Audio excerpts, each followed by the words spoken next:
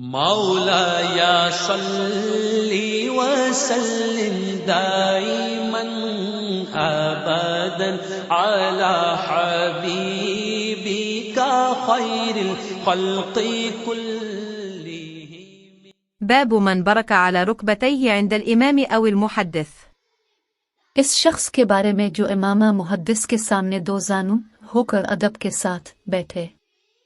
حدثنا أبو اليمان قال أخبرنا شعيب عن الزهري قال أخبرني أنس بن مالك أن رسول الله صلى الله عليه وسلم خرج، فقام عبد الله بن حذافة فقال: من أبي؟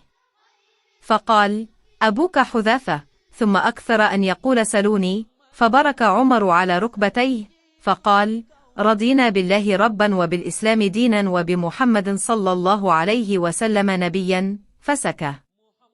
हमसे अब्बालिमान ने बयान किया, उन्हें शुएब ने ज़हरी से खबर दी, उन्हें अनस बिन मालिक ने बतलाया कि एक दिन रसूल अल्लाह घर से निकले तो अब्दुल्ला बिन हज़ाफ़ा खड़े होकर पूछने लगे कि आ रसूल अल्लाह, मेरा बाप कौन है? अपने फरमाया हज़ाफ़ा, फिर अपने बार बार फरमाया कि मुझसे पूछो। तो उमर रज़ी अल्लाह अन्हु ने दो जानू होकर अर्ज़ किया कि हम अल्लाह के रब होने पर, इस्लाम के दीन होने और मोहम्मद के नबी होने पर राज़ी हैं। और ये जुमला 3 मरतबा दोहराया। फिर ये सुनकर रसूल अल्लाह खामोश हो गए। हुवल हबीबुल्लज़ी